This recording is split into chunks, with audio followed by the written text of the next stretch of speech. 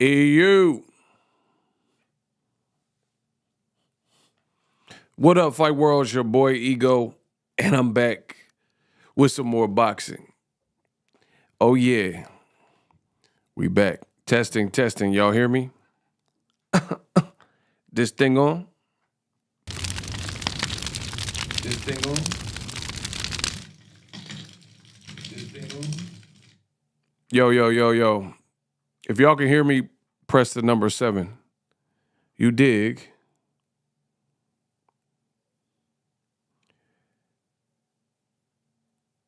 If y'all can hear me, press the number 7. Tony Robles says he can hear me loud and clear. That's what I like to hear. Yeah. Yeah, all I need is a number. I'm about to drop some of that venom. Insane venom. Coming venom. We are venom. Yeah. If y'all can hear me, press the number 7. I'm drinking my green tea. Yeah.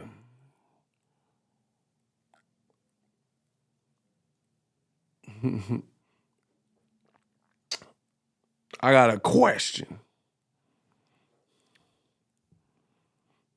Jeff, the producer, I see you. Channel member. Was good. Was goody. Eagle Eye. Was goody. I see y'all. Yeah, I see y'all. Yo, do y'all need me to turn it? Because it's been a minute for the lives. So I need to get this cracking. Do y'all need me to turn the volume up or turn the volume down? Let me know in the comment section. Do y'all need me to turn the volume up or turn it down? Or are we good? Hey, do I have any shooters in the building? Any shooters? Do I got any shooters?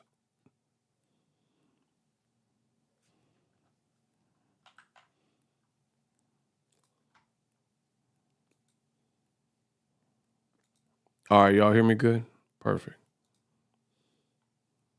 Rockabye, baby. Blocking.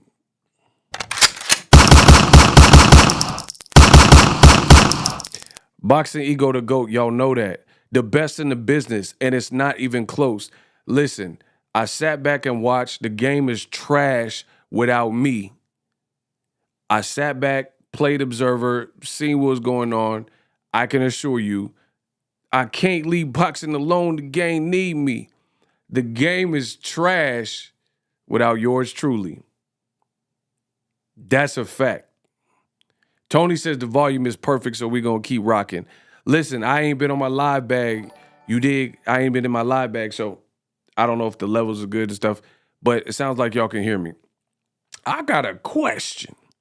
Listen, I got a question to all the boxing fans ahead of July 29th. We could just get started because I don't know how long this is going to be. I got women to do and places to see. Make sure y'all come in and smash the like button. Ain't nothing changed but the day of the week. I got a question. Why are the Crawford, shout out to Boom Clot. Yeah, that Boom Clot ting. Shout out to Boom Clot, whoever that is, for subscribing to the GOAT, the best in the business. I got a question. Why do Terence Crawford man fans, the Bud Buddies, and supporters sound so mad ahead of July 29th? Can anybody answer that for me? Inquiring minds want to know. Why are the Bud Buddies so angry ahead of the fight? I'm going to give you guys some of my thoughts, but I'm just curious. I need to hear this because when I look in the comment section, I see it's filled with a bunch of insecure men, filled with rage and typing angry, all caps. I'm trying to understand this. So y'all let me know in the comment section, why are the Bud Crawford, the Bud Buddies, why are they so angry? He said I blame Top Right. It might, I don't know. I'm trying to figure it out, yo. I think it's because they know the fight probably does like 300,000 buys max. I don't know where you got that. Because they know the big fish finna eat. Shout out to Dog Money. I don't know. I'm trying to understand this myself. I just want y'all to spitball some ideas and then I'll give you guys some of my thoughts. The question is, if you're just joining us, why are the Terence Crawford Bud Buddies so angry?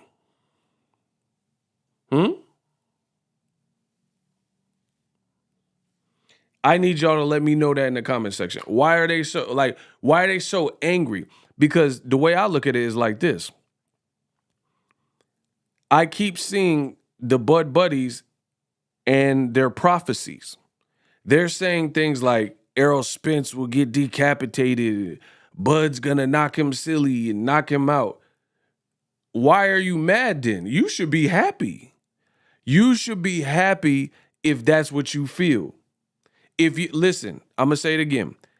If what you are saying is true and Errol Spence ain't the big fish and it's the fish fry and he gonna get knocked out crazy, then why are you mad? You should be happy because we're a short ways away from July 29th.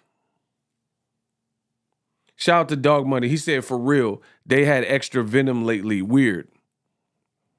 Oh, yeah. Now it's time for the BOXINGEGO venom. Yeah, I'm about to come with my own venom.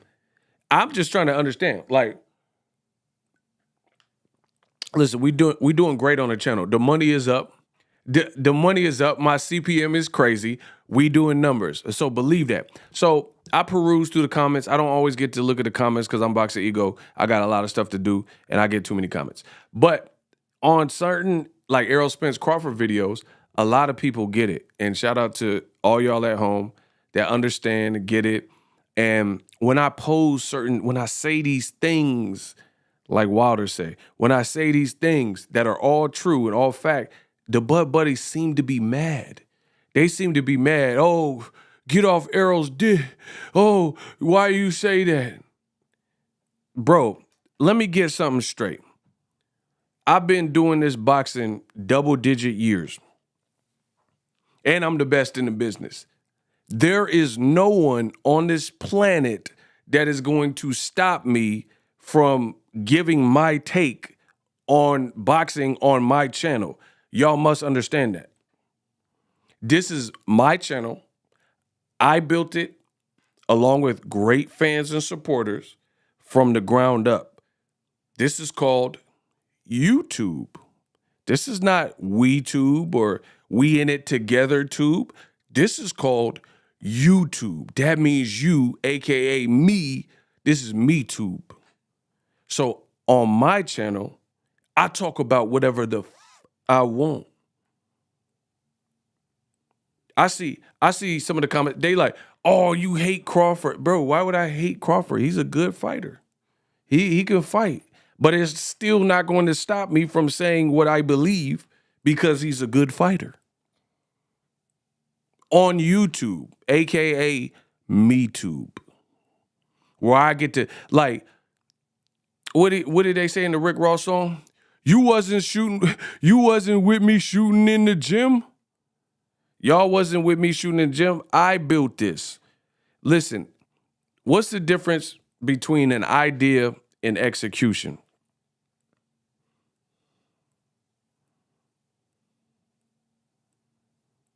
That's a question for you. We're going to have some fun. What's the difference between an idea and execution?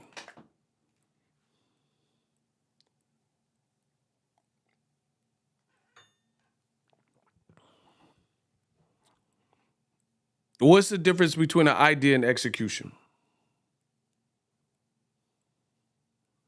Shout out to JB. Action. Anybody can have an idea. Oh, I want to start a YouTube channel. I'm going to open up an Etsy shop. Oh, I got to sell these things on eBay. I'm going to start a podcast. That's an idea. Anybody can have that. The difference is I had an idea and I ran with it and I executed that idea. Welcome to BOXINGEGO's YouTube.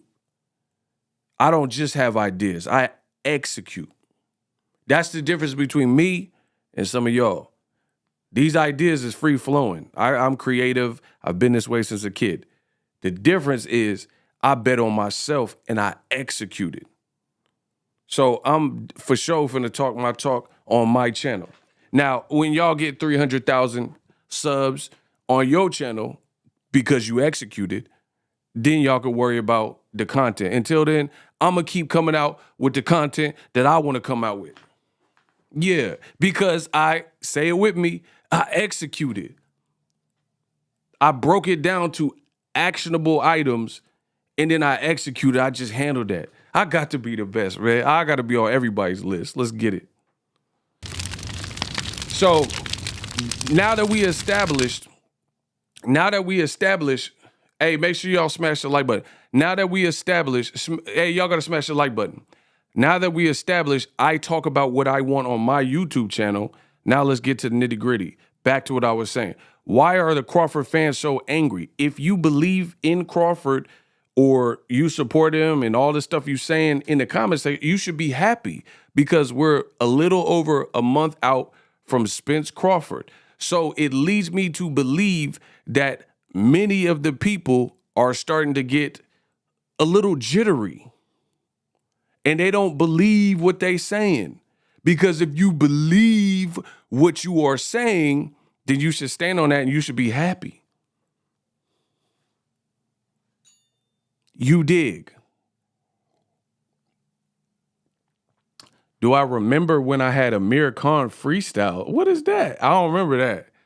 Listen, I do this off the top. I don't remember. I don't remember no Amir Khan freestyles. I don't remember doing that. Y'all, you gotta refresh my memory. He said I Errol Spence the like button to the body. Facts. Bro, so that's what I'm saying. What we have here is a failure to communicate. I don't think people are as confident as they say. And I think now we start getting to the root of the cause, because you have to understand, why would people be mad if what you're saying is going to be true? The people that are doing the most talking, the Bud buddies, they're saying, oh, he sucks and his resume is overrated and Bud, then you should be happy. We're a month away. It's a great fight, great for boxing, undisputed, everything on the line. So sit down, shut up, and you should be happy. I'm happy because we just got a great fight. And you know what the funny thing is? I've never even given a fight prediction. The people, don't let them fool you. I'll give y'all $10,000 right now. $10,000 for anybody who can produce receipts of me giving an official fight prediction for Spence Crawford. 10,000. You said it's going to be easy, right? Listen, that's easy money. If you could produce in the next 2 hours, you could, so up to 2 hours worth of work for $10,000. Produce a video, not no AI or nothing like that, a real authentic video of Boxing Ego giving an official Spence Crawford prediction.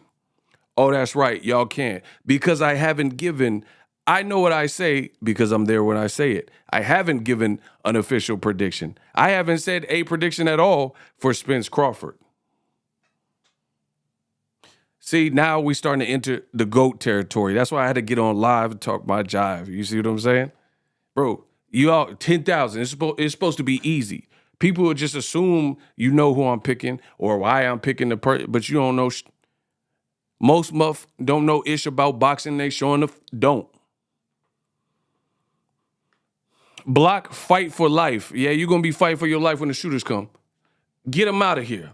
Gotta go. Yeah. Hey, shooters. Ooh, shout out to Niter. That boy good. In broad daylight. Get his name is Fight for Life, and now you fight for your life because the shooters, blah, blah. Yeah, let's get it. What about the shooter? Yeah. Oh my God. The boy is back. Bro, get him out of here. Listen, this happened every time I step away where I haven't done like frequent lives.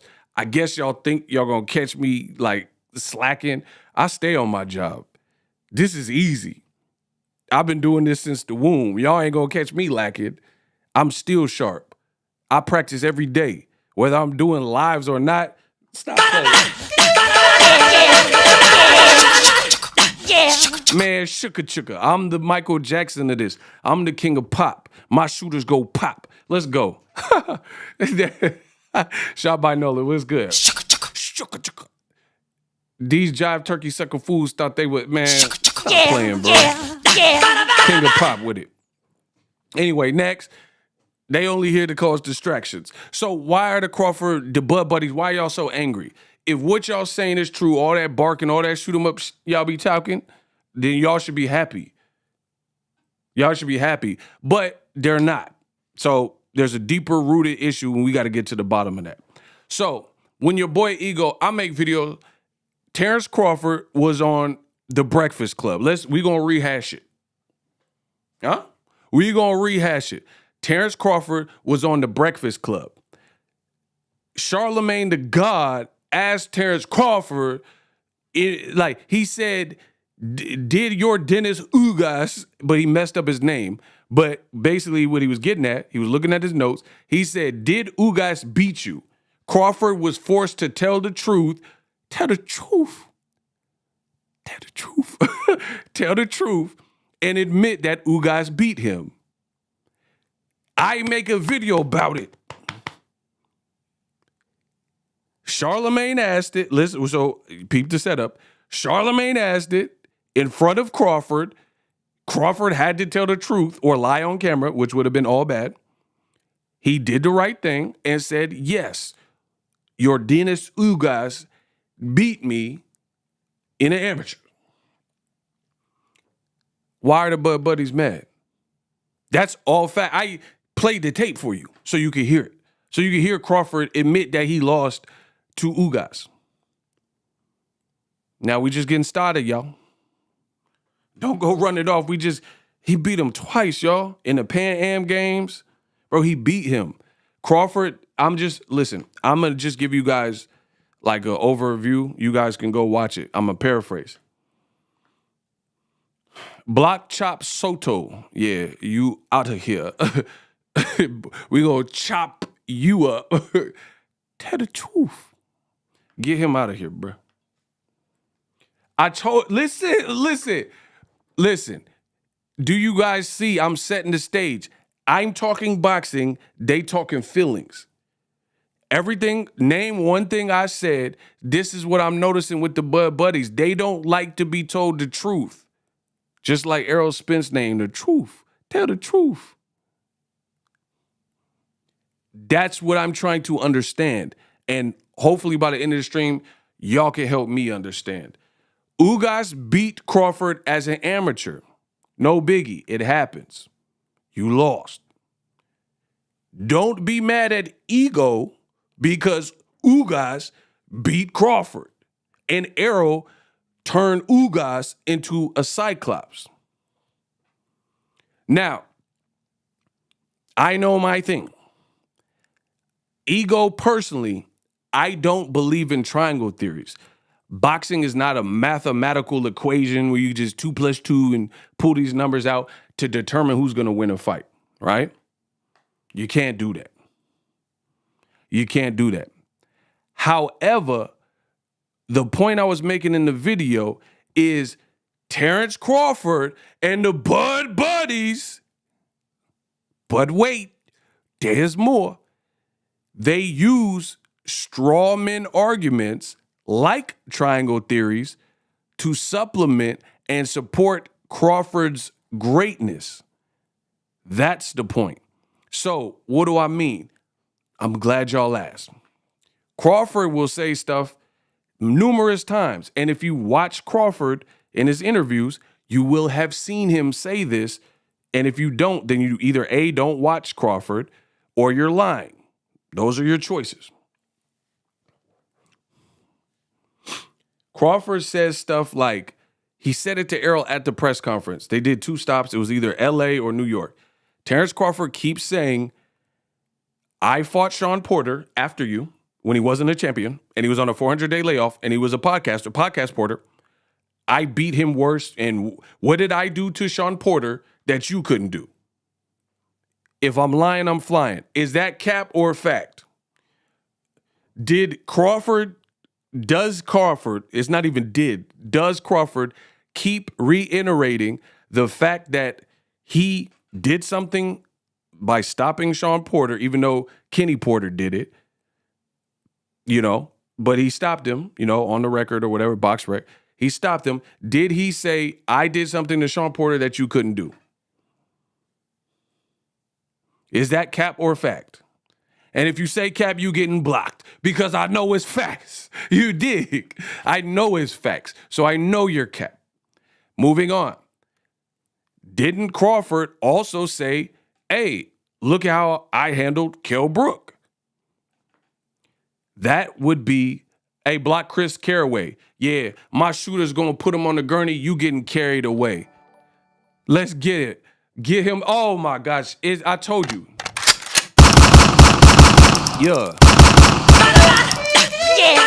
I want to say is that they don't really care about us. Bro, the Bud Buddies think this is helping Crawford, but it doesn't help Crawford when you lie.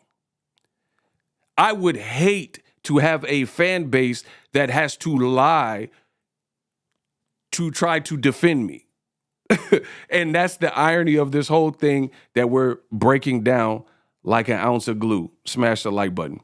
Bro, look at how pitiful it is if your base has to lie to try to uplift you. Ego, you can be mad at me. I didn't lie, though. I haven't lied about anything. Ugas beat him in the amateurs. He did an interview, and he admitted it. So no matter how you slice it, I'm right. I don't have to lie. Like, I don't throw smut. See, this is the biggest problem that I've noticed with the Bud Buddies. They take the truth as if you're throwing smut on Crawford's name, and I never do that. I can't speak for every YouTuber. I don't want to speak for every YouTuber. But when it comes to me, like, I'm boxing's encyclopedia. We can spin the wheel if you want. You can spin the wheel if you want. I know what I know. So I don't lie. I don't put smut on Crawford's name. Like, I give you my opinion for sure, but I don't lie on him. Like, I wouldn't say like, oh, Danny Garcia beat him in the amateurs if he didn't. You see what I'm saying? Like, I get the facts in order. So if you're mad at that, then that means you're mad at the facts. Facts over feelings. Absolutely. Porter beat Spence. Once again, somebody lying to try to, I guess, help Crawford in this situation. Block him. So, once again, when I make videos, like only I know how to, if you look at the comments, 95% of them agree with me because I'm the greatest that's ever lived in boxing, in the digital space of covering this sport, right? There's a 5%, and this is the type of stuff they say. Oh, Errol lost to Porter. That's incorrect. Judges ruled it in favor of Errol Spence. He won, and he has the belt to this day. You're a liar.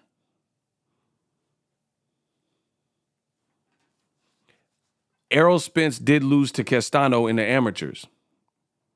That's fact, but who cares? What does that have to do when Castano, it's not like Crawford? See, just block him because I know y'all want to be, everybody want to be like Mike. Y'all want to be like me so bad. Block Weedy Gonzalez. Oh, we having a party. Yeah, we getting all y'all out of here. Weedy Gonzalez. Yeah, you going to have plenty of time for 420 because you out of here. They want to be like, everybody want to be like Mike Lowry. They want to be like the Mike Lowry of boxing. You're talking about Castano. Castano, he did beat Errol Spence. I have no beef there. But Crawford didn't beat Castano, so why are we talking about that? The whole reason we're talking about Ugas is because he's mutual.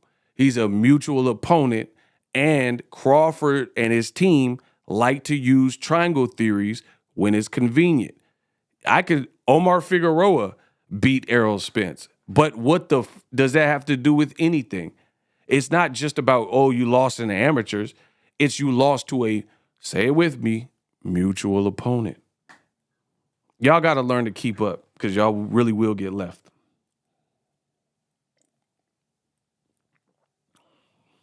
So, yeah, I mean, I can name a bunch of people that lost in the amateurs and stuff. There's no correlation to it.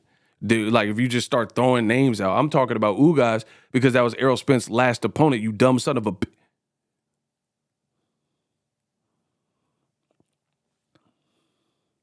So that's the reason, because we have a barometer, and Crawford likes to say, "Look what I did to Kell Brook and Sean Porter. I beat them better." But again, triangle theories don't amount to a hill of beans in boxing. Manny Pacquiao, the boy Manny Pacquiao, his whole claim to fame was basically that. He got Floyd Mayweather leftovers and allegedly beat them better than Floyd Mayweather did. That's how HBO and old media tried to build up the great Manny Pacquiao. I might want to, it's up to my promoter. I believe my bite. He's going to bite me?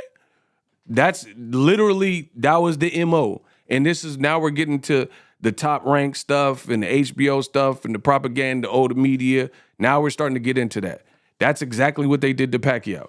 They used Pacquiao's name versus Mayweather and said, oh, he only took 2 rounds to knock out Ricky Hatton, and Floyd, blah, blah, blah, took more rounds. But life is about context.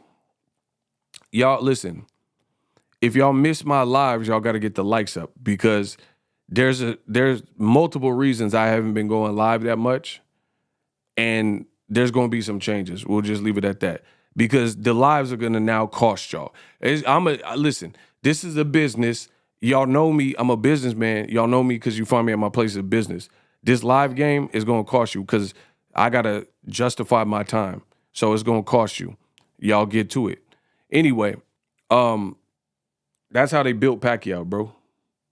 They built Pacquiao by saying he beat De La Hoya by stoppage. Floyd took 12 rounds to do it and beat him split decision or majority decision or whatever. But here's the problem with that. Life requires context. Life is nothing without context. Like, you have to put something, like somebody could show you a video of somebody getting knocked out in the street. With no context, you might think the victim, or like you might think the person who knocked them out was in the wrong. But then if you get the backstory, it might be completely justified. Like, before they cut the camera and the guy pulled a knife out and then got knocked out and he was saying racist stuff. That completely changes. Once you know the details and the backstory, that completely changes it. I mean, just look at when police respond to a situation. They might arrest the person initially, but then upon their investigation, they find out it was self-defense. So that's a whole different ballgame. If it's self-defense, then that's not murder, because you were just merely defending yourself. So again, it's all about the context. Okay, the end result is that guy got shot and killed. But was it murder? Was it self-defense? Was it premeditated murder? I mean, these things, context actually matters. So Ricky Hatton, when Floyd fought him, he was undefeated. And he was doing drugs and stuff when he lost to Pacquiao. You know what I'm saying? He was snorting coke. I seen the tape. Floyd fought Oscar De La Hoya at 154. Pacquiao didn't. And Oscar was coming off of B-Hop. He had moved all the way up and fought B-Hop and drained himself to fight Pacquiao at welterweight. And Pacquiao moved up from lightweight. But was still fresher because he was moving up, gaining weight versus losing weight late in his career. Oscar was probably 35 years old, trying to lose some weight to make welterweight again. Block Drool Titan. You dig.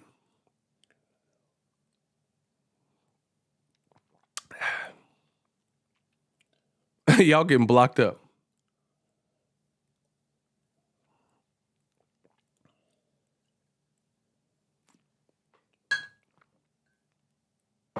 So my question is this.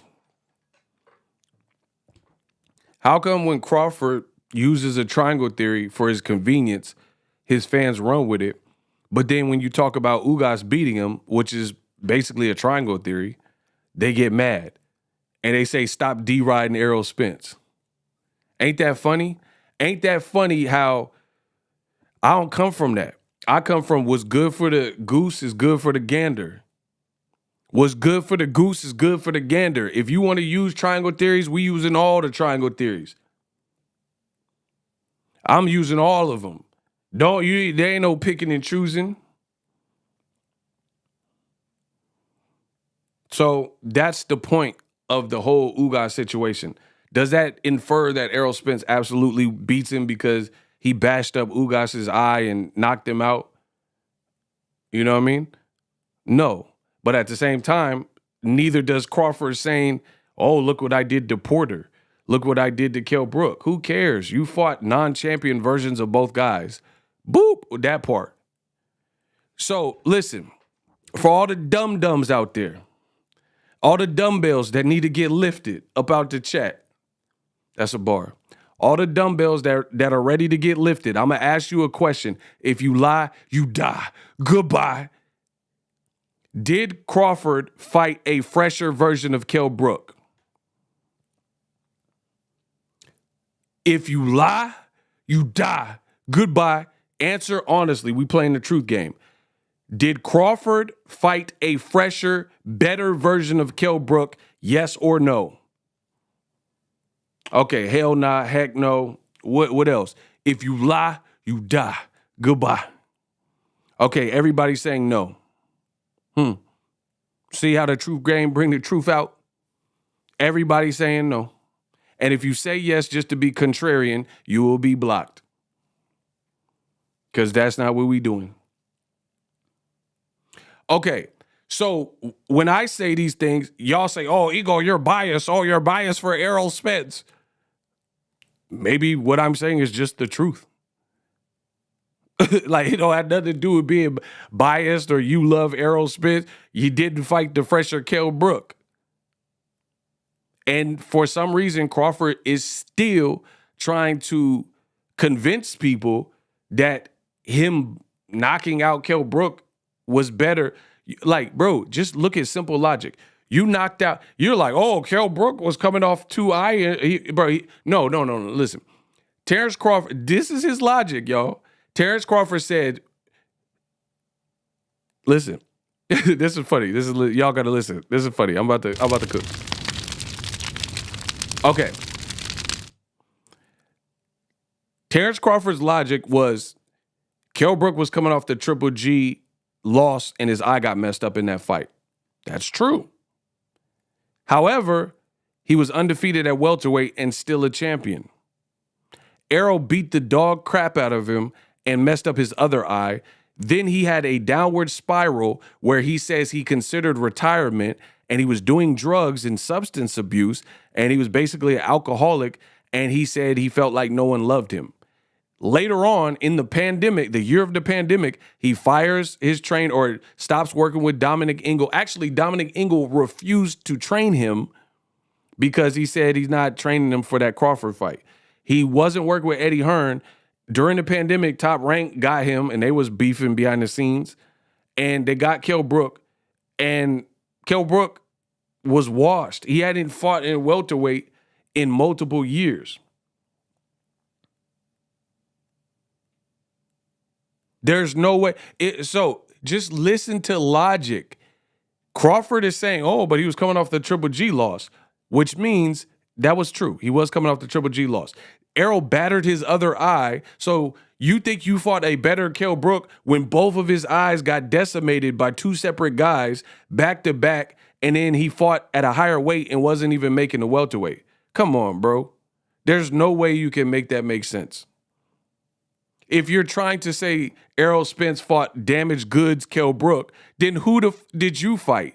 Because if he was damaged goods when Errol fought him, when he had only lost at middleweight, then what was Kell Brook when you fought him after all of his eyes were broken? Come on, bro.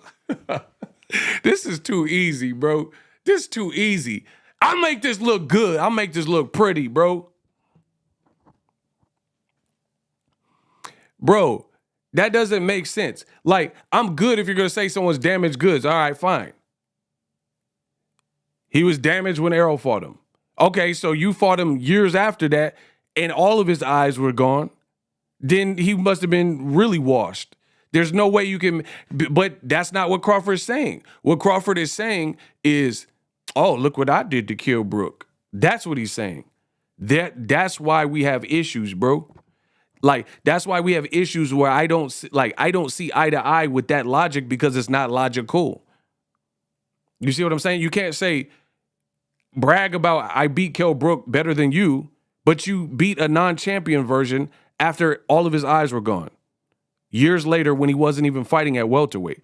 And he looked bad in the Michael Zarafa fight, a Chippendale dancer. Stop playing, bro. Y'all, you ain't got enough stamps in your passport to mess with my boxing knowledge. It doesn't make sense. Same thing with Sean Porter. He like, I stopped Sean Porter. That's true. You stopped him. But context is this. Sean Porter was a podcaster. He was literally doing PBC commentary, doing commentary for Ring City, which was like NBC. He was doing commentary for Triller, and he had his own podcast. Bro, and look it up. When Crawford fought Porter, remember there was this long period of negotiations? It was very long. Long period of negotiations. Whereas back and forth, we didn't know if we were getting a fight. All of that, his last fight before that was Sebastian Formella. They literally show, if you watch the ESPN telecast, it says Sean Porter is on a 400-plus day layoff. Sean Porter, on top of being a podcaster, his last fight was Formella, and if you measure the dates, it was literally 400 days of inactivity. And then to top it off, you did stop him, but the stoppage was kind of weird. And it was more kind of Kenny Porter new stuff behind the scenes, and people thought it was kind of like, we'll just say it was a meh stoppage. You know, I give credit to Crawford that he was able to turn up. You know, he was able to turn up and still be sharp to even create the knockdowns. But if we're really talking about like a stoppage, it was kind of sus. You know what I'm saying? Like, and the other thing that the Bud Buddies never tell you was the Sean Porter fight. They keep telling you, listen, I'm the best in the business.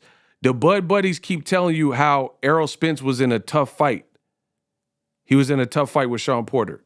I was there. True. It was a good fight, right? But so was Crawford. Why do the Bud Buddies purposefully leave out and omit certain details? That's what I need to understand.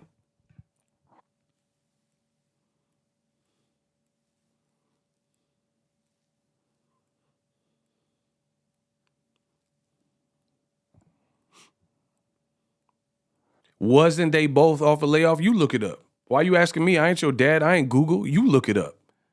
Y'all asking me questions. You look it up. What, you ain't got no internet? You look it up. Don't ask me questions. This ain't Ask Jeeves. You better get on Google. Don't ask me no question. I don't even know you, cuz. Y'all asking me like I'm your daddy. Ask your daddy. Ask your daddy if he was on that layoff. But it still doesn't refute the point that one guy was a podcaster. It's different when one guy is a podcaster and flying around to different cities to commentate boxing, and the other guy is a gym rat and his whole bread and butter that's putting money on the table for his family is boxing. You see what I'm saying? Like even Canelo Alvarez. Canelo, I think he lost a little bit of his discipline, golfing and all that stuff. Bevo don't have all that. Bevo is just a fighter. Like, I'm not saying he don't have no investments outside of boxing, but we know his bread and butter ain't making movies in Russia and all. He don't got like OnlyFans, bro. He a fighter. All he really, how he make the bulk of his money is from fighting. You know what I'm saying? So that's a different conundrum.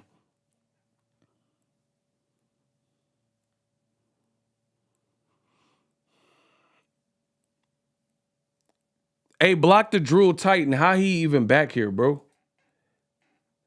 They listen, that's how you know I'm the greatest. They that desperate to get in my chat that they just keep coming back like roaches. Ain't that crazy?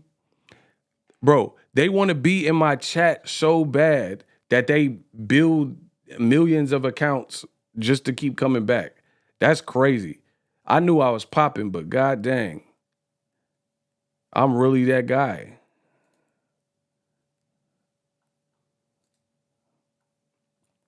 Hey, block him though. I got something for you.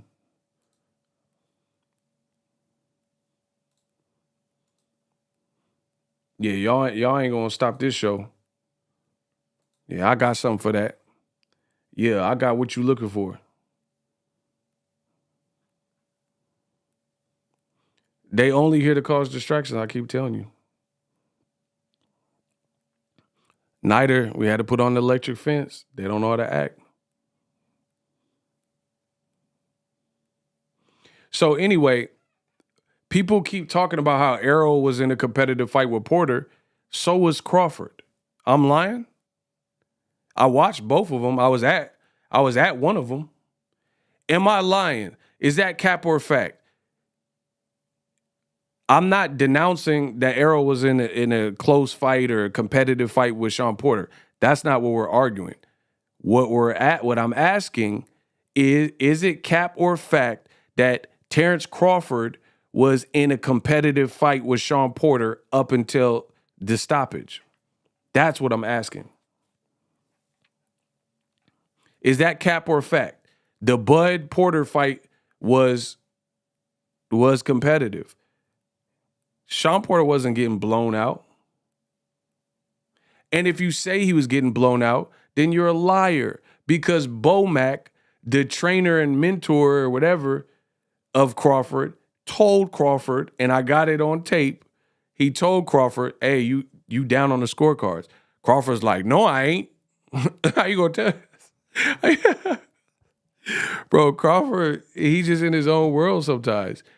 Your trainer just told you that you down on the scorecards. Like, I'm sure he wouldn't just lie and say that to you. Crawford said, "No, I ain't." How you gonna tell your trainer that you not down on the scorecard? He trying to game you up and let you know where you at in the fight. I ain't never heard of that. Bro, listen to what I'm saying. Your trainer is trying to help you. The trainer's like, "Yo, you down on the scorecards. The judges got you down on the scorecards." Crawford said, "No, I ain't." How you gonna back talk? How you gonna back talk when he trying to help you? That's what I'm saying. Crawford, he just delusional. He like, you gonna tell, like, imagine Errol Spence and Derrick James like, "Hey, man, we need something big. We need a big round. You down?" He like, "Man, no, I ain't, man, down." Bro, he like, "Nah, Derrick, nah, DJ, nah, it ain't that. Man down. Stat season. I ain't down on the cards." Like, bro, what are you talking about? He trying to help you. He trying to help you. Crawford crazy, bro. That's hilarious, bro. Your own train. Like, why would you hire a trainer if you don't trust them? That's for starters. So Bomac gaming you up and like, "Yo, you down on the cards." Crawford said, "No, I'm not." All right, bro. You just in the fight, so maybe you don't see everything the judges see. You know how that happens. And Crawford talking about, "No, I ain't down." And so in his mind, he's like infallible. That's what it seemed like. He can do no wrong. Everything's just Gucci. You know what I mean? Y'all got to get the likes up. That's crazy. Your trainer told you down. But anyway, the point I'm making is you were down on the scorecards. So you can't say the fight wasn't competitive. No Crawford Bud Buddy brings that up. They just talk about Errol had a tough fight with Porter. Okay. And if we're really being honest, what version of Porter was better? It was definitely the Errol Spence version. So what does that mean? Crawford was going life and death with podcast Porter. That's what that means. At least to me. I don't know about you, but to me, that's what that means.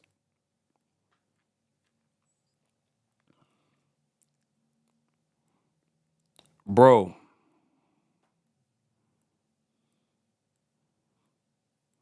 explain that to me, man. You fought a non-champion podcast Porter version of, and Errol told Crawford this, and he just in one ear out the other. Just because you like if somebody's banging on your front door, I mean, you could try to put earmuffs on and act like you don't hear it, but it doesn't stop the fact that you have an issue at your front door. You see what I'm saying? They boom, boom, boom, boom. Bro, you still have an issue whether you want to like close your eyes and act like it don't exist. Errol Spence told Crawford, and he just bypassed it, but he said, Kenny Porter even said that. Bro, Kenny Porter literally said that Sean was not training like I wanted him to. He wasn't doing. Sean Porter confirmed this. He says, my dad was asking things of me that I couldn't deliver, that I couldn't give him. So there's no way you can convince me that a non-champion version of Sean Porter, who was on a 400-day plus layoff, and he was a podcaster, and he was doing live commentary in various cities for multiple networks. You can't tell me that Crawford had the more focused version and the better version of Sean Porter. There's no way you can tell me that. And that version still was competitive with Terence Bud Crawford. That's facts. Y'all could get mad, but you're just getting mad at the truth. Y'all, ego, I hate you. Okay. Then you hate the truth. That's fine. Hate me, hate the truth. I don't give a I'm telling you what it is. You can like it, love it, shove it up your ass. I don't care. That's the reality of it. You fought Podcast Porter. A black public speaker. You don't ever tell me what to do. Black public speaker. Yeah, that's going to be the last time you speak in public. You out of here. Yeah, Niter. If you got to go out, that's how you go out. My man Niter did him like Blizzard. Hurry up and strip. God, because you look good. Bro, my man Niter hit him with the Blizzard. Get him out of here. You don't tell me what to do. Who the you think you talking to, bro? He said, come on, answer the goddamn question. Bro, shut your ass up. Jealousy and envy just bud whole team. But it's the fan base, too. They getting mad when I'm going to ask one last time. If you had to rank the versions of Porter, who fought the more focused, boxing dedicated, better version of Porter? Errol Spence, when he fought a champion Porter, or Terence Crawford, who fought the non-champion Porter? Go. Let me know. Who fought a better version of Porter? Errol or Crawford? Vote. And I'm going to open these goddamn chips because y'all pissing me off. Okay, so when I get on my channel, on my YouTube, and I say these things, don't say to me, oh, Ego, you're biased, and you only hate Crawford. Everybody's saying the same things that I'm saying. If you're being realistic, I'm the GOAT, the best in the business, unapologetic. I shook up the world. Bro, in addition, even though I thought technically Ugas should have won versus Sean Porter, but it was a close fight, Sean Porter had activity when he fought Errol Spence. He had activity because he had just fought Yordenis Ugas and Errol had just fought Mikey Garcia. So based on activity alone, he fought the better version of Porter because, again, he had fought a championship level fight as a WBC champion against a Cuban who was on a tear, Yordenis Ugas. When Crawford fought Sean Porter, this was after the WBO ordered it and long, laborious negotiations. By that time, Porter was on a 400-plus day layoff. Look it up. And that's the reality of where his career. He was a podcaster. That's where he was at that point. So Crawford's saying all this stuff like, I beat these guys worse. You should. You're a great fighter, and you beat the guys that when they weren't champions. So, yeah, I would imagine, like, What if Errol what if Errol Spence fought Julius Indongo or whatever, Indongo, the dingo or whatever?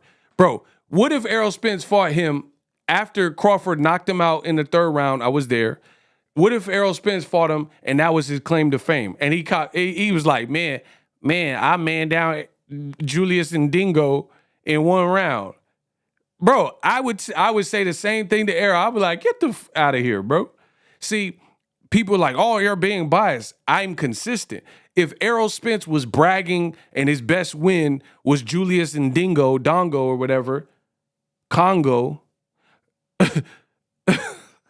bro, you fought a random tribesman from Namibia or Zamunda, wherever the Africa. Fun none away, none away, none away. Umbalesha, ualalesha, umbalesha, ualalesha, umbalesha, ualalesha. Bro, you fought a random tribesman. The gods must be crazy, and you keep Africa.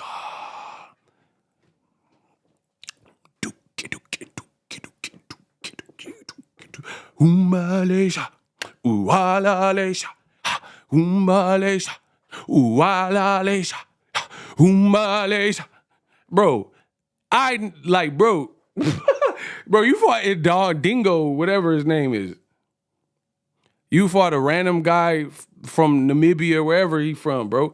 In Dongo, playing the Congos from the Congo. Like, bro, he Congo. Like, bro, that's a bar. I said you fought Julius and Dongo playing the Congos from Congo. He Congo. Like, get him out of here, bro. Bro, Ricky Burns, and he Duck Broner. Look, see, that's what I'm saying. Y'all can't with this, bro. I'm the nicest out. Y'all can't, y'all still ain't stumped me. Ain't nobody stumped me. There can be only one. I'm the Highlander of boxing. Bro, ain't nobody stumped me. I know the whole pedigree, the whole history. Y'all dog food. I know the pedigree. Oh my gosh, bro. I told you I'm the best doing it. No one ahead of me. Y'all dog food. I know the pedigree. Oh my gosh, bro. Stop playing with me, bro. Y'all dog food. I said there's no one better be. No one ahead of me. Y'all dog food. I know the pedigree. I know where these fighters been. I know who they fought. I know you beat. I know everything, bro. I'm the one in this boxing game. Ricky Burns ducked that fade from Adrian Broner. Let's be real. Crawford just said in a recent interview, his best accomplishment or his most proud fight was Ricky Burns. Man, stop. Bro, Ricky Burns, that must burn. Bro, you could have said anybody. You could have said Ronnie, Bobby, Ricky, and Mike. You could have said Ricky, Bobby, like anybody. Ricky Burns, bro. I would have preferred if you said Ricky Bobby. Hey, Hal, I want to go fast. Shake and bake. Yeah, I'm not quite sure what to do with my hand. Bro, you should have said Ricky Bobby. Shake and bake. You really said Ricky Burns, bro. You could have said Ricky Henderson, anybody. You could have said Rick and Morty. Rick and Morty. Rick and Morty. Rick and Morty. Hey, Rick and Morty. You could have said Mr. Burns from The Simpsons. Excellent, Smithers. Excellent. Bro, you said Ricky Burns, bro. You should have said Mr. Burns from The Simpsons. On Dead Homies, you should have said Mr. Burns. Excellence. Bro, excellence. Bro, where's Smithers at, cuz?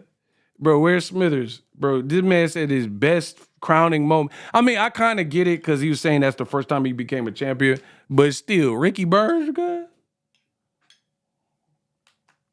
Hey, don't mind me. I'm getting a little of this, some of this salsa. You know what I mean? Bro, Ricky Burns, cuz. He said he, but my boy Nando Dixon in the building. Bro, you could have said Ricky from Boys in the Hood. Ricky! He said Bud won credit for fighting Mr. Bean. That's what I'm saying. Like, whatever. Bro, and then he did another interview. Listen, I'm hungry. Y'all gotta bear with me. Oh, this is some good chips. Hold on. Yeah, this is some good chips. Hold on. Yeah, it's getting a little spicy.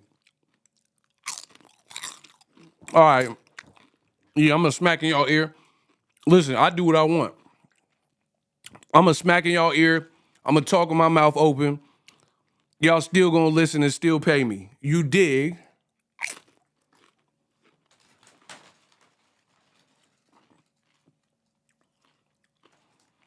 I be at my job. I don't even have to have no manners. I talk with my mouth open. I'm gonna crunch these chips in y'all ear. Y'all ain't gonna do y'all ain't gonna cook off the steam. Y'all gotta watch me. Y'all gotta watch me. I'm gonna eat in y'all ear though. Yeah, I'm gonna eat in y'all ear. I'm gonna smack. Cause I'm smacking y'all with the facts. Y'all gonna watch me eat. Stop playing with me. Where was I? So he said his crowning moment was Ricky Burns. Ricky Burns. Rick and Morty. And he did another interview. Crawford said, bro, Crawford just said that Charlemagne said, what was your hardest fight? What was your hardest fight? Crawford said Mean Machine and Gamboa. That might spell trouble. Like, just listen to the implications, bro.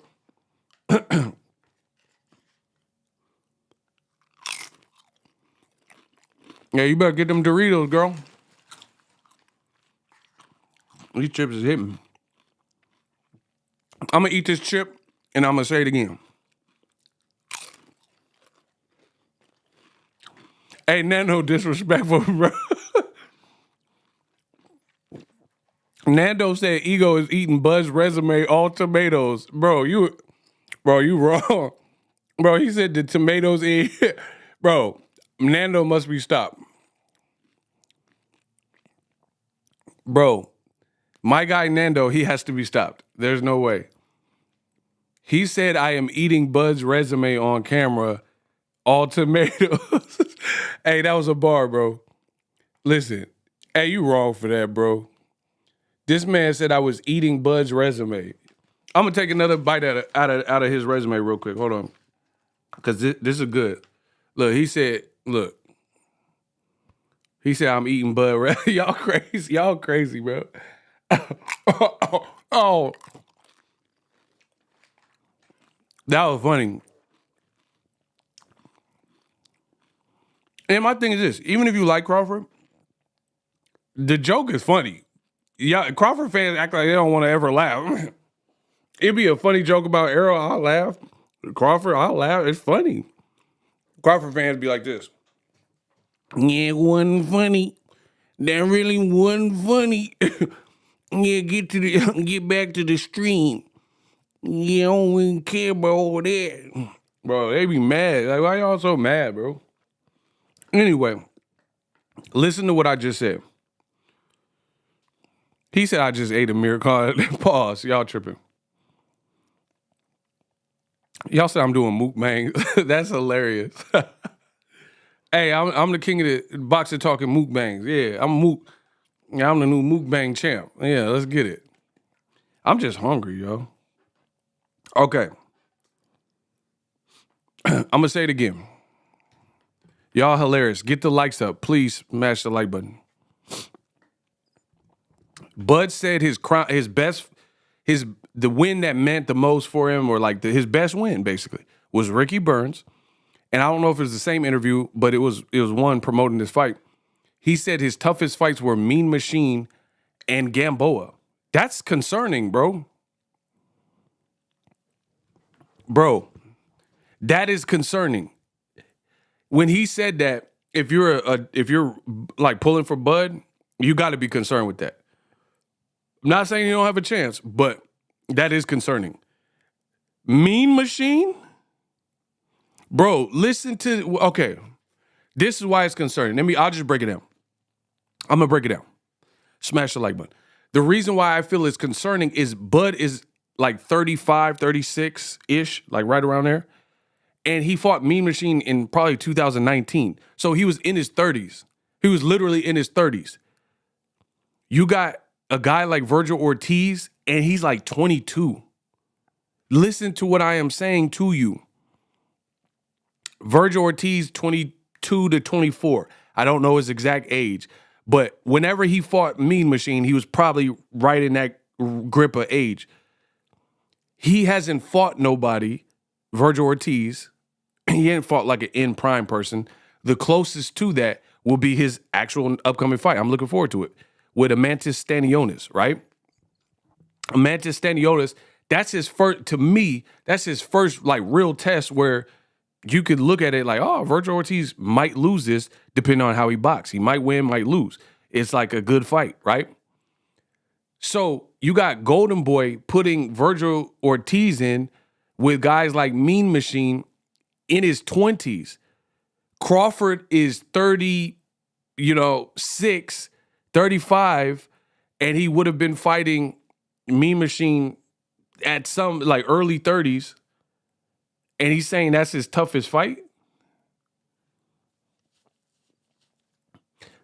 All right, Nando's out of here. Bro, he's crazy. He lost his mind. He said Gamboa is the same size as Ice Spice, and Gamboa had him doing the stanky leg. Nando going crazy, bro. He said Ice Spice. She said that I'm good enough. Bro. He said Ice Spice.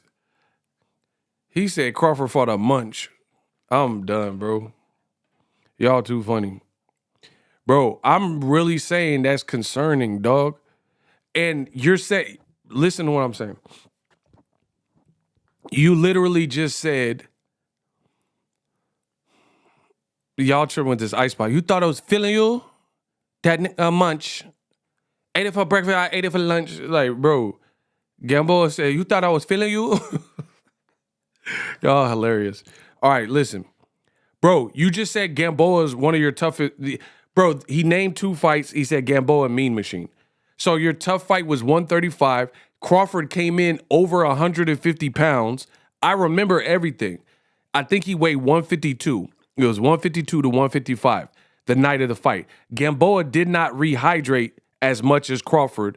Crawford outweighed him. Gamboa was still in the 140s. It was an Omaha hometown fight on HBO.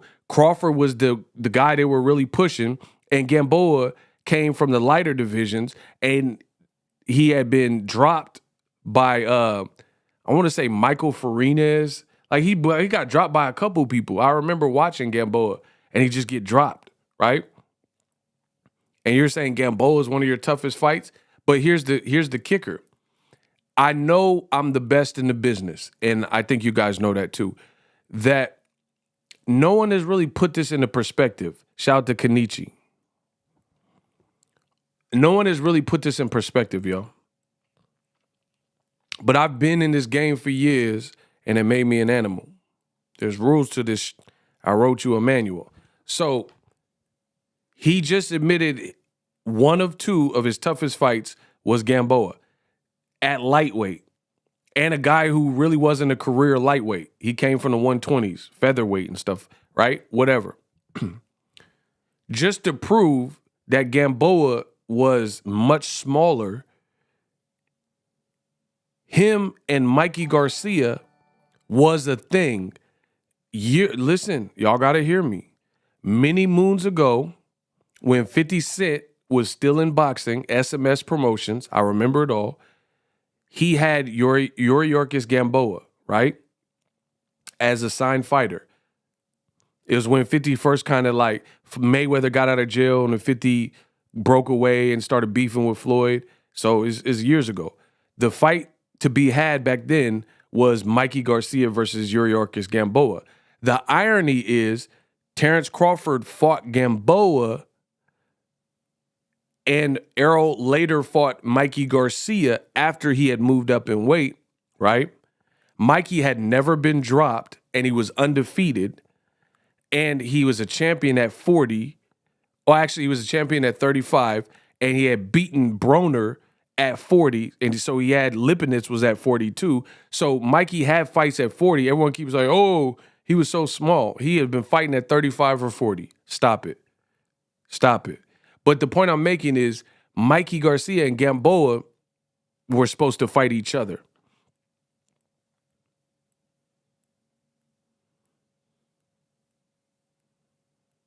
Black Republican. Mikey Garcia and Gamboa were supposed to fight each other, right? Errol Spence, I know it's a triangle theory, but I'm just going to show you. Crawford is saying Gamboa was his toughest fight, one of them, one of two. Errol fought Mikey, who was the other guy that was supposed to fight Gamboa, right? And he literally did not lose a round. I was at the fight. So can you imagine Errol Spence saying one of his toughest fights was Mikey Garcia? Everyone always says, like, oh, Mikey was too small. Mikey, he's the one that was barking up that tree to begin. You know what I'm saying? But Errol Spence had no issue with Mikey Garcia. And people were thinking that Mikey could outbox him and beat him. I see something. So to me, I think that's a bit concerning that he's saying one of his toughest fights was a lightweight who really wasn't even a full-fledged lightweight. I think that's concerning, yo. Now let's switch gears to Mean Machine. Has anyone ever had Mean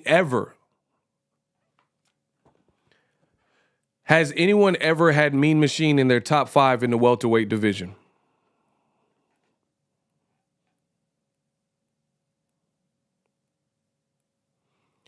This is a serious question, y'all. Because people get mad when I say what I say, but they can't prove me wrong. I can assure you that. Has anyone in this room ever looked at the current welterweight division in the last 8 years or 5 years and said, String Beans or whatever his name is, Aegis Snuffleupagus is the top 5 pound for pound? Top 6, top 5 or 6? Honestly, has anyone in this room ever had Mean Machine top 5 or 6? Ever. Ever. See, y'all can't keep up. I'm asking a question. Has anyone ever had Mean Machine in their top 6? Okay, some people don't even know who he is. So that's why it's concerning to me. I know that the welterweight division is a glamour division, and it always has been. Just like heavyweight, certain divisions historically stand out. You had the Muhammad Ali's in the heavyweight, Mike Tyson, Lennox Lewis, Foreman, Larry Holmes. Welterweight is also one of those, where you had the Tommy Hearns, Sugar Rays, Floyd, Pacquiao. They all fought at welterweight, right? Nobody has ever looked at a stacked welterweight, because the welterweight's been pretty stacked for the last decade, right? No one's ever looked at it and been like, Mean Machine is top 6. However, you look at Errol Spence opponents, Kell Brook was a champion. You had to have him in your top list when Errol Spence fought him. He was undefeated at welterweight. Sean Porter was a champion when Errol Spence fought him, so you had to have him in your top list. Yordenis Ugas had just beaten Manny Pacquiao, and he was a champion, so you had to have him in the top 6.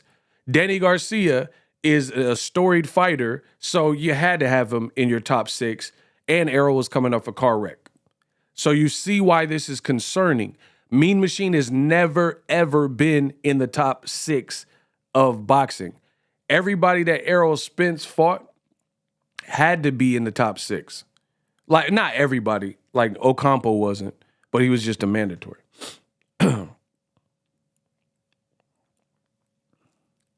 54 is a glamour division for sure. There's a lot of work up there. But you guys see what I'm saying? You're telling, like, that top ranked matchmaking, I don't know. Like, I'm starting to question some things about Crawford's resume, because it's like, bro, like, I think Crawford's a great fighter. I don't think Errol can underestimate him, but when it comes to resume and experience, Errol definitely got that, bro. Errol definitely got that. That's absolutely fact. Because to be honest, if Crawford beats Errol Spence, this will be the first official welterweight that he's fought where you can honestly say you fought a incredulous guy that we all respect, that we all have in our top 5, 6 list. Literally the very first time. Even Jeff Horn, and I was at that fight. I never thought Jeff Horn was that dude. I never thought he was that deal. I don't think he beat Manny Pacquiao. I don't think he should have been a champion. Literally, he fought a 41-year-old Randall Bailey, and he got hurt in that fight. But, Randall Bailey got cracks. See, now I'm over some of y'all head. Like a visor, I'm over your head. Y'all can't keep up with this real boxing. You know what I mean? So Jeff Horn fought nobody except for Randall Bailey, and he was 40-something, and he still hurt Jeff Horn in that fight, if you watch it. And then he fought Pacquiao, and it was an Australian robbery. Pacquiao should have never been fighting in Australia for starters, and it was his last fight on Top Rank. They set him up. They set Pacquiao up. So Jeff Horn wasn't the guy to beat to me, because I don't think he deserved to be a champion. Pacquiao, just like I don't think Bradley beat Pacquiao. So there's that. See, I keep it a buck, like a dollar store. I keep it a buck. So, I mean, Jeff Horn, I guess, he by default, he would have had to be in the top 5 or 6 because he was a champion. But again, a champion with an asterisk, right? It got to be a champion with the asterisk, because it's like, did he really beat Pacquiao? Ugas beat. Okay, there was a debate on Ugas being elevated as a champion, and Manny Pacquiao was a champion in recess. But guess what? The beauty of what PBC did is people were saying Ugas is the email champ and all that type of stuff, but he fought the guy that had the belt from beating Keith Thurman. So he was the official champ when he whooped on Pacquiao and had Pacquiao eating applesauce. Block Goods, you don't speak to me. You a peasant. Right? So I told you, see, I'm so great. They try to come throw distractions and stuff to knock me off my pivot. Doesn't work. I'm too good.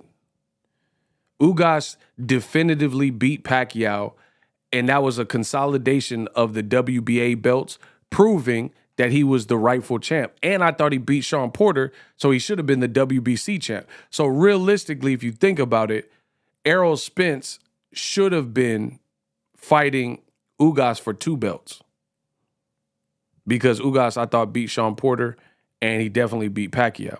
So he should have been a 2X champion.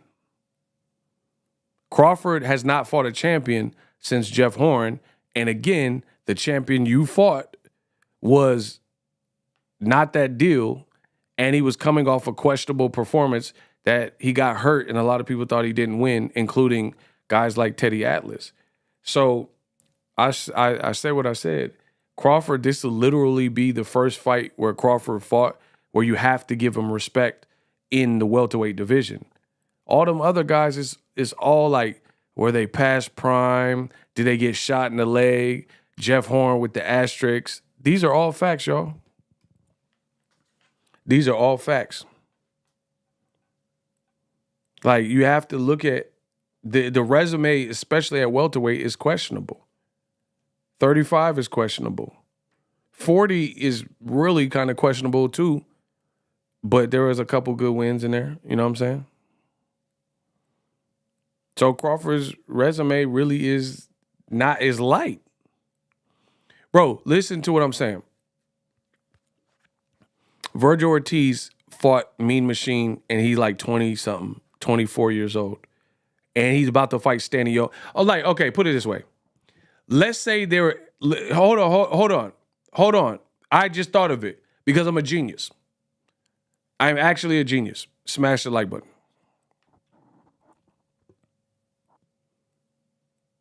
Okay, get the likes up.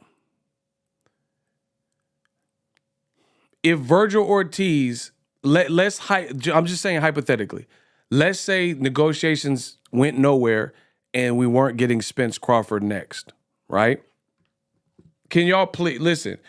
I can't give this point that I've never said until y'all say ready.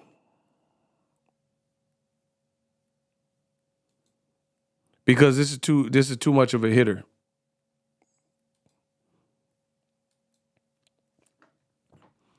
Everybody type ready if y'all ready to listen and ready to hear it.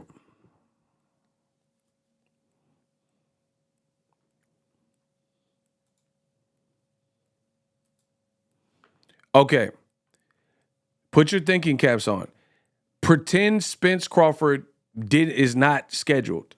Let's say they had more negotiation issues and it wasn't scheduled.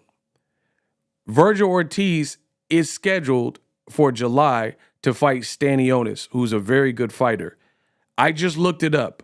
Virgil Ortiz was born on the same day as me, March 25th, but he was born in 1998, making him 25 years old, right?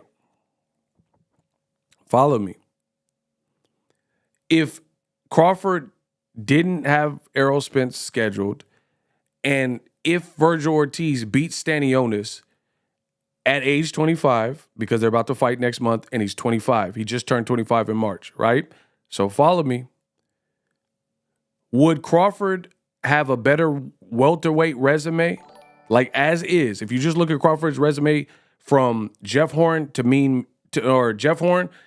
Avanesian, or Virgil Ortiz, if you look at his body of work at welterweight, if he beats Stanionis. Is that simple enough? If Virgil Ortiz beats Stanionis and pretend Crawford wasn't fighting Errol Spence, who has a better welterweight resume? Virgil Ortiz at age 25 or Terence Crawford at age 35?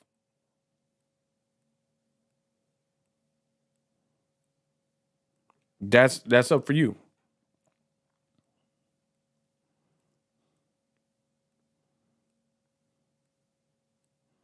Nider said Virgil would have a better resume.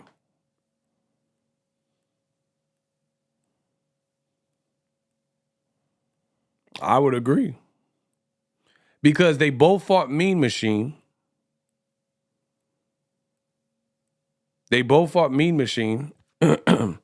Virgil Ortiz fought Michael McKinnison. I don't think he's that nice, but he was a ranked guy that's trying to box him. And then Stanionis, that's where I'm really gonna like give him a lot of credit for, because I think Stanionis is a great fighter. Stanionis is real good. You know what I'm saying? He's a great fighter. So at age 25, Virgil Ortiz has a chance to have a better resume than Crawford does currently. And actually, since Virgil's fight is before the Errol Spence, for a couple of weeks, if Virgil beats Stanionis, his resume will be better. Sean Porter today is better than Stanionis. Sean Porter's retired today. Block him. That was stupid.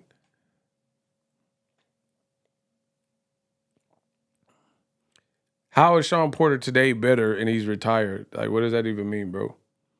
No, I'm not. Nah, I'm not. The reason why I won't accept it, Sean Porter's a quality fighter. I agree there. But Sean Porter said he was retiring and he knew he was retiring. And he was a podcaster and he was on a layoff. I'm not gonna. So that's a guy who's been through wars and he knows he's done with his career. Stanionis is he's a fresher contender.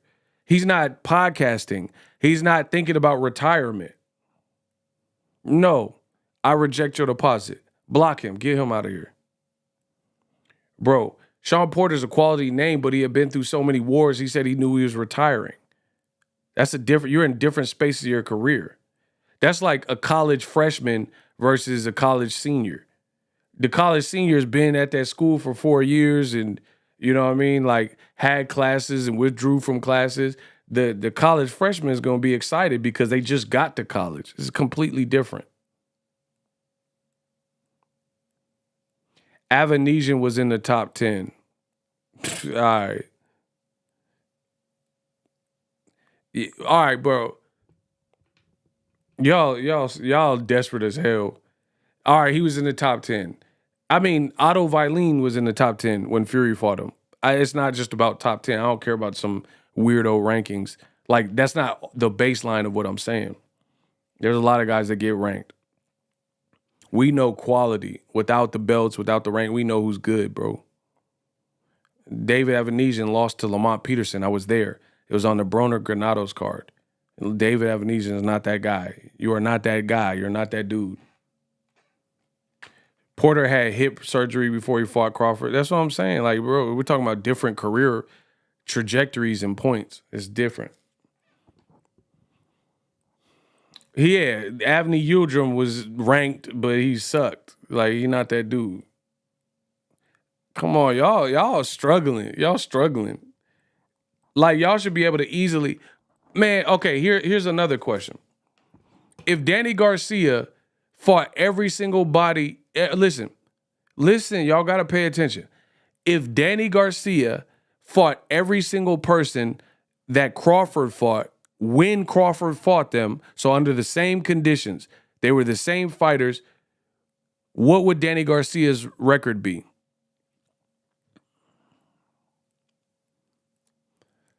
Y'all got to keep up. If you look at Crawford's whole welterweight run, replace Crawford with Danny Garcia. If Danny Garcia fought every single person that Crawford fought when Crawford fought him, what would his record? Exactly. Everyone's saying it'd be undefeated and he'd be immaculate record. He would be Floyd. I agree to that. Because look, I don't have Danny Garcia. I don't think he loses to Jeff Horn at all. I don't think he would lose to no damn Jeff Horn. Danny got a hell of a chin, and Jeff Horn just is not that good to me. So that's that. Who else? Jose Benavidez. Danny later fought Jose Benavidez at 154 and beat him. So him, after being shot in the leg and only having tune-up fights, I highly doubt he would have lost to Jose Benavidez back then. He already beat Jose Benavidez later at a higher weight. So if he can beat him at a higher weight, then why would he lose to him at 47? Not really likely. Amir Khan. Danny fought Amir Khan before Crawford, and he knocked him out. And actually, Danny had a more emphatic knockout of Amir Khan. Amir Khan, when he fought Crawford, he got dropped real bad, and it looked like it was about to be over. And then he said he got hit low, and then they ended the fight.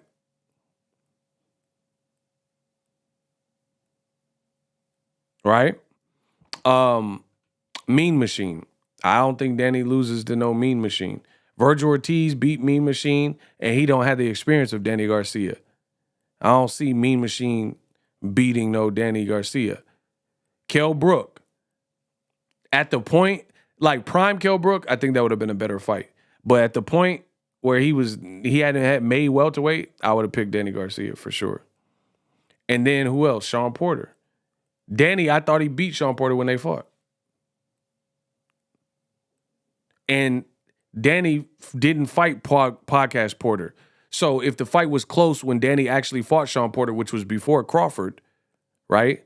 Then I would say that Danny not being a podcaster and Porter being on a 400-day layoff and being a podcaster, then I'm definitely giving Danny the edge because before all that, Danny and Sean Porter fought a tooth and nail close fight.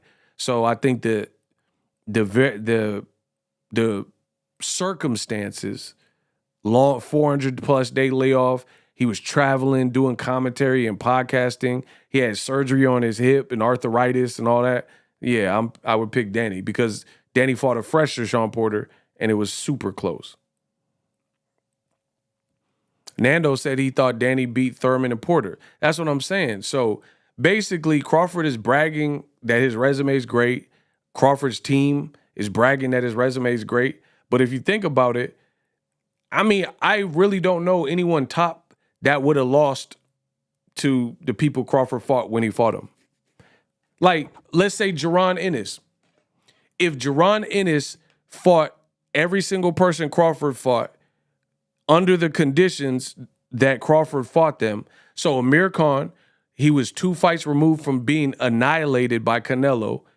Does Jaron Ennis lose to Amir Khan at that point of Amir Khan's career? Come on, bro. Y'all know the answers.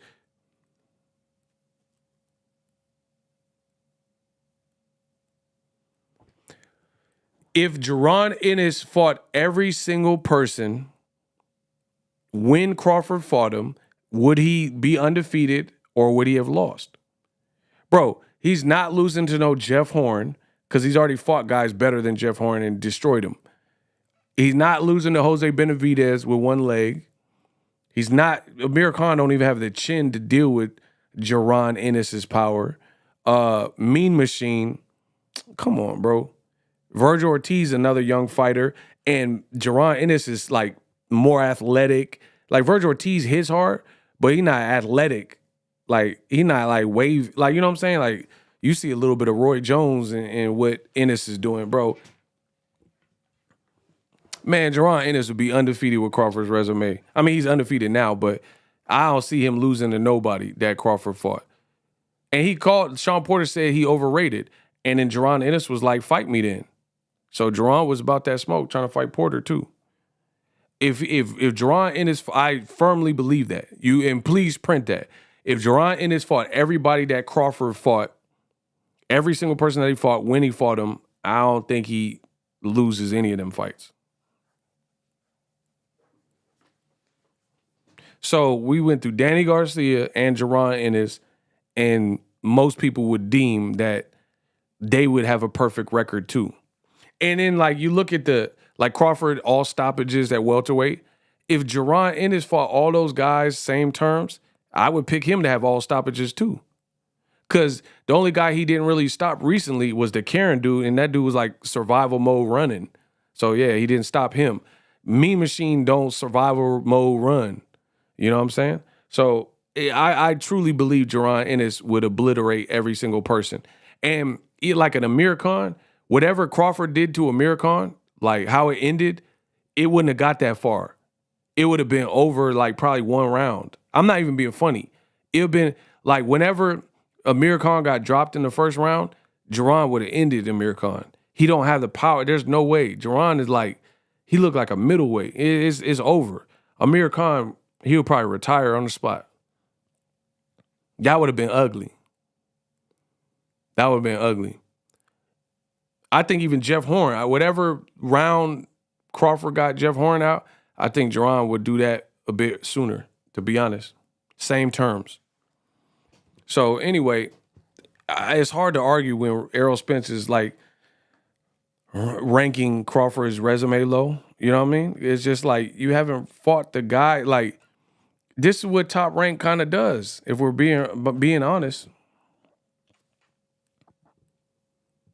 Bro, Top Rank got clever matchmakers. I've said it for years. Clever matchmaker.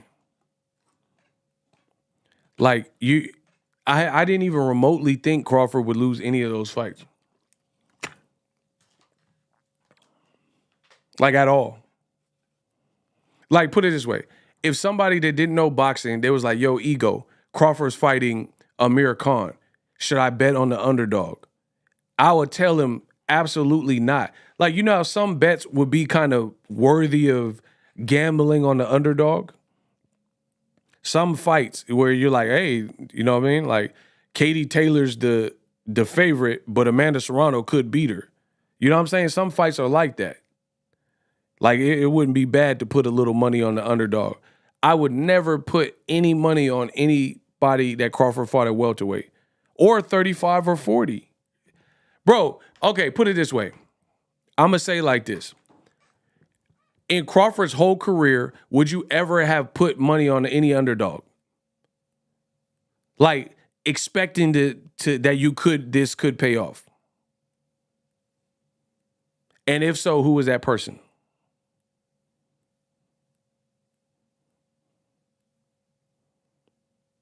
Okay, Icy, he said Jose Benavidez. All right. I would say Victor Postal, Jose Benavidez, maybe those two. Maybe you put those two. Um, Sean Porter, maybe. You know. The Gamboa fight was like 2014. That's almost a decade ago. So for basically in 10 years, you could think of maybe 3 people, maybe. And it's still kind of a reach because I didn't pick Crawford to lose none of them fights. None of them.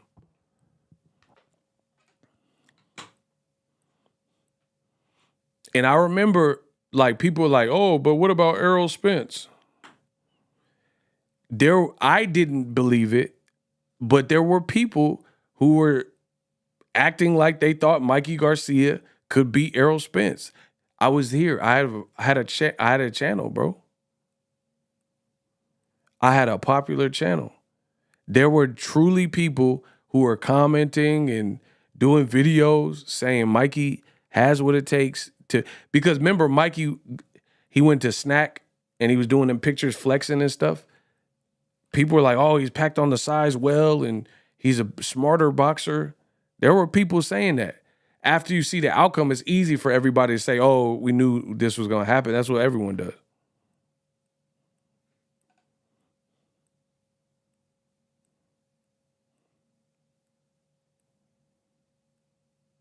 Even Ugas. Man, people are saying Errol weight drain. Errol looks small. Look at Ugas's bicep.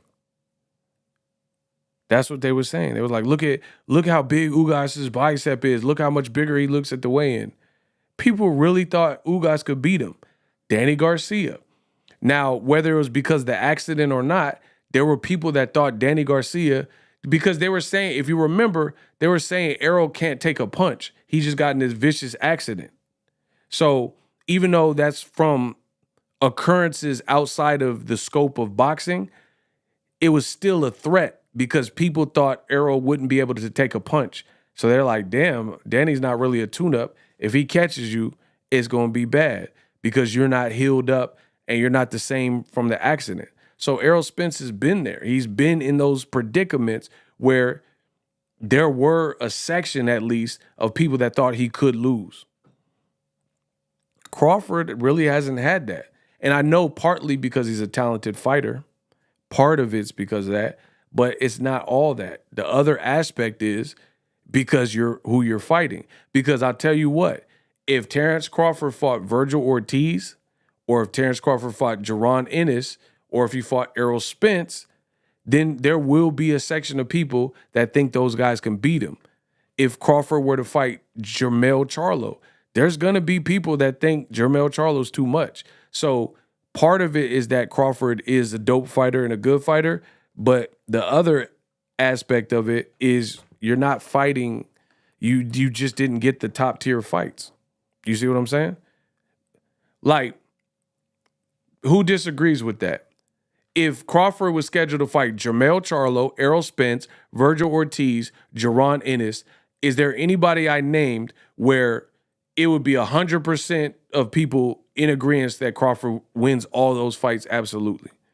Or would there be a section that say, hey, man, Boots is going to get him. Hey, Errol's going to get him. Jermell will get him. Virgil Ortiz can get him. It's common sense, people. It's common sense. So part of it is Crawford's very good, but the other part of it, it's like a culmination. It's like part of it's you're really good, but you're really good fighting people who aren't on your level. So that's why it looks like that. Because like even the knockout thing, to me, that is cap. It's cap. Crawford's team is delusional. That's the real problem. This is why I'm saying Bud, all knockouts is cap. I'm not saying it's cap that he don't have all knockouts at welterweight, but I'm saying it's cap because if you're fighting the best, you're not knocking everybody out. That's why it's cap. If you are in a stacked division and you truly go through the gauntlet and you're fighting the best top 5 fighters, you're not going to knock everybody out. There's people who have more power than Crawford and they didn't knock everybody out. Maidana. Guys like Ruslan Provodnikov, they didn't knock everybody out. Deontay Wilder didn't knock out every single person. Tyson Fury didn't get knocked out. You see what I'm saying? When you're fighting, truly fighting the best, you're not going to knock out everybody. Floyd didn't knock out everybody, and he's great. Pacquiao didn't knock out everybody. Margarita, like no matter who you name, Cotto, there's nobody that's just knocking. If you're, the reason Cotto don't have all knockouts is because who he was fighting. You're not knocking Floyd out. You didn't knock out Pacquiao. But not even Better Biev. I don't believe that. If Better Biev fights Bivol, Bivol could win that. If you truly fight the best of the best of the best, and you frequently do that, you're not knocking out everybody. Better Biev has a 100% knockout ratio now, but I guarantee Virgil Ortiz got a crazy knockout percentage too. But he ain't fought Jaron Ennis. If he fought Jaron Ennis, Errol Spence, Crawford, and maintained the 100 knockout, 100%, then that's something different. I'm telling y'all, I know what I know. Y'all can say whatever y'all want. There's no one frequently fighting the best and maintaining that knockout. Because I've seen Julian Jackson. He probably one of the hardest punchers of all time. Ernie Shaver. Nobody in boxing history fought the best and just kept knocking out every single person. They either knocked out every single person and didn't fight the best, or they knocked out a good percentage, but it couldn't get everyone. Maidana, when he was in Argentina, look at his record. He was like all knockouts. Everybody in Argentina was getting knocked out. When he came his ass to America and fought Eric Morales, he busted his eye out, but he didn't knock him out. When he fought Broner, he hurt him, showed the power, dropped him twice. He didn't knock him out. When he fought Floyd twice, he didn't knock him out. When he fought Devin Alexander at the time, he didn't knock him out. When he fought Amir Khan, he didn't knock him out. You see the point? But in Argentina, he knocked out everybody. That's how boxing goes. It's very simple stuff, people. He said Errol Spence has a higher KO percentage than Bud while he is fighting tougher competition. And Amir Khan dropped him in the first round body shot. Boom. That's what I'm saying.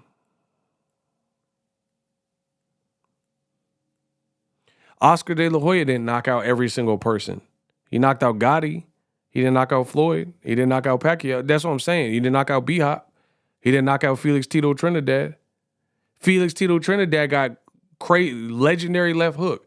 He ain't knock out everybody. So what are we talking about, bro? So yeah, Crawford got all knockout. We'll see if he knocks out Errol Spence, because that would be his best win in his whole career. You said it a while ago, Ego, top level fighters don't get outclassed like the over the hill guys Crawford beat. Bro, if you look at top level fights, many of them don't end in a knockout. Triple G got power. He didn't knock out Canelo. He didn't knock out Derevyanchenko. That's how it be. You can have power, but you're not knocking out everybody. I don't care how much power you have, because some guys know how to survive. Bro, listen to me. I'm going to leave y'all with this.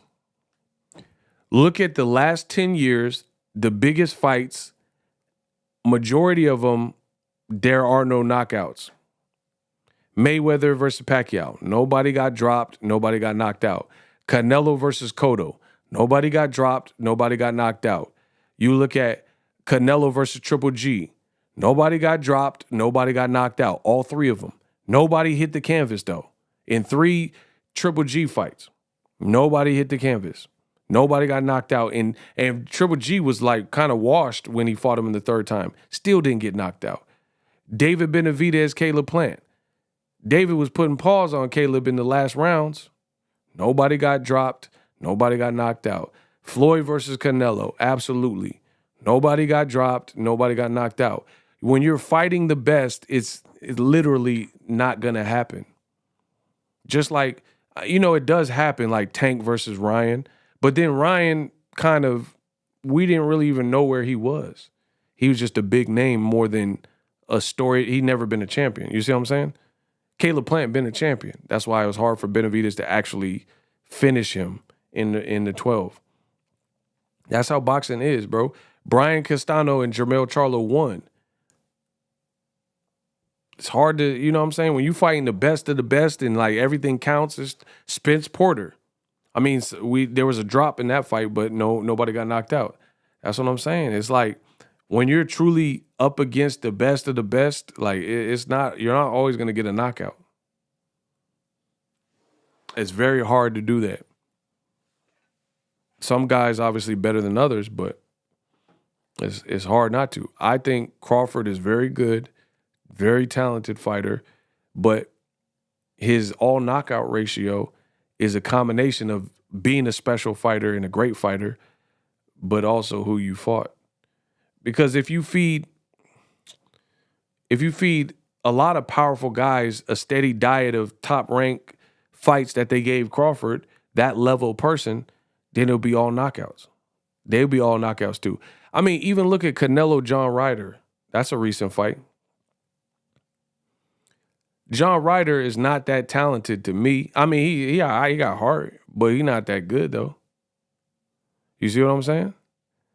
John Ryder went 12 with Canelo in Mexico with a broken nose.